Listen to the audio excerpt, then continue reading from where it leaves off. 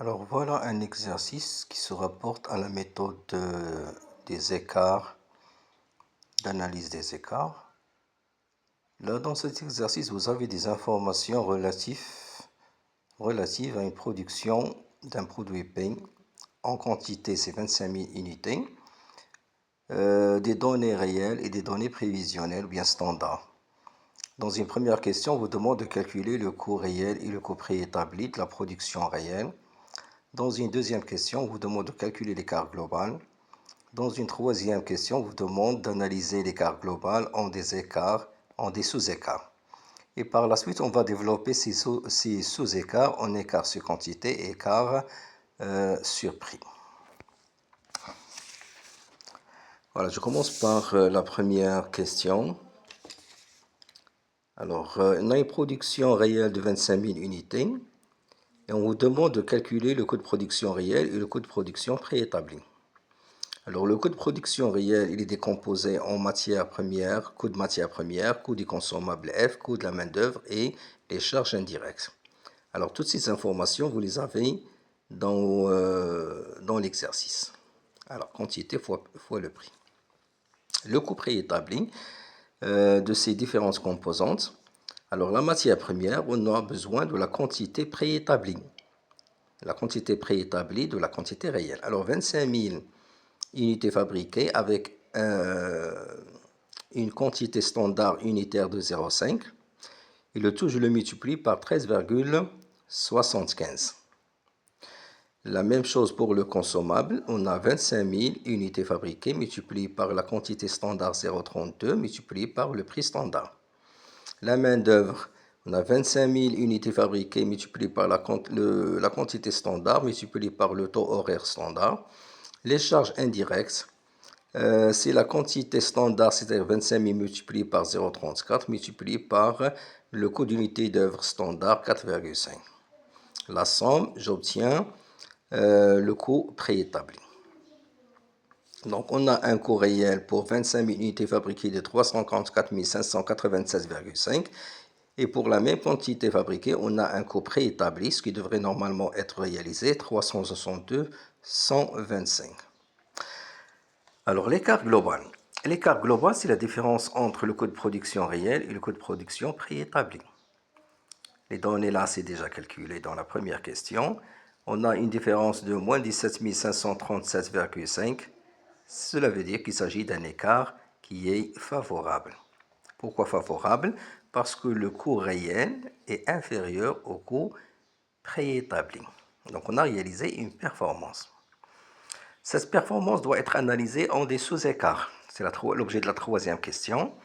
Écart de matière première, c'est le coût d'achat réel moins le coût d'achat préétabli. Le coût d'achat réel, c'est 175 450, ça figure dans la question première, moins le coût préétabli 171 875. La différence, elle est positive, 3 575, donc c'est un écart qui est défavorable. Donc là, il s'agit d'une non-performance. L'écart sur le consommable F, le coût d'achat réel moins le coût d'achat prévisionnel, la différence elle est négative, c'est moins 6 862,5. Donc il est favorable. Favorable, c'est parce que le coût réel est inférieur au coût prévisionnel, ou bien prévu. Alors, écart de matière première, c'est le coût réel de la main-d'œuvre, écart de main-d'œuvre, c'est le coût réel de la main-d'œuvre 88 000 moins le coût prévu 102 000, alors c'est moins 14 000, c'est un écart qui est favorable. La même chose pour l'écart sur charge indirecte, 38 000 réels moins 38 250 ce qui a été prévu. La différence est moins 250, c'est un écart qui est favorable parce que le coût réel est inférieur au coût préétabli. Alors ces différents calculs, on peut les résumer dans ce tableau-là. On a un écart global qui est favorable de 17 537,5. Il s'explique de la manière suivante. Sur la matière première, on a réalisé un écart défavorable, 3 575.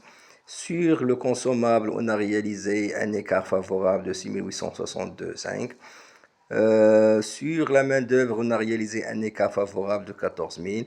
Et sur les charges indirectes, on a réalisé un écart favorable de 250 000. Voilà, voilà donc comment s'explique l'écart global. Il y a 3 écarts favorables et un seul écart défavorable qui est réalisé sur la matière première.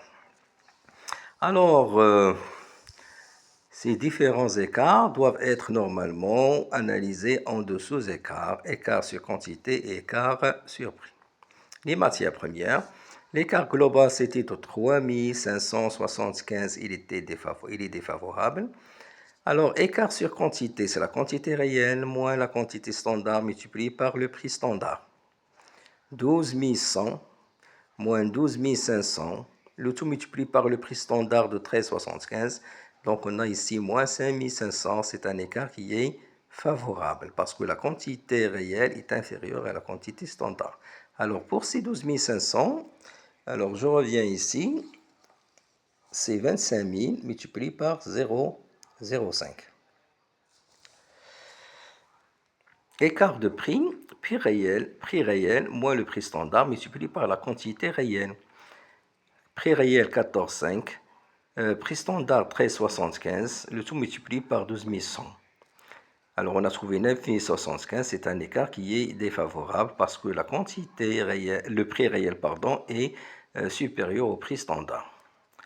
Voilà, pour le consommable F, on a un écart global de 6 862,5, c'est un écart qui est favorable. Il s'explique comme suit. Il y a un écart sur quantité, on applique le même raisonnement. Il est de moins 4687,5, il est favorable. Un écart prix, la même chose, et c'est un écart qui est favorable de 2175. La main-d'œuvre, le même raisonnement. Écart de quantité, écart de prix. Et pour les charges indirectes,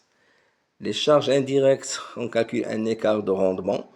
Alors, la quantité réelle de main-d'œuvre moins la quantité prévue multipliée par le coût d'unité d'œuvre standard.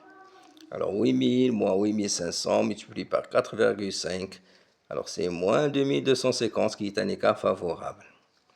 Enfin, l'écart sur coût des unités d'œuvre, c'est 4,75 moins 4,5 multiplié par 8000, la quantité d'heures réelles. Alors là, j'ai trouvé 2000, c'est un écart qui est défavorable. En faisant la différence, la somme plutôt, écart de rendement, écart sur coût d'unité d'œuvre, on va retrouver avec l'écart favorable de moins 250. Et voilà.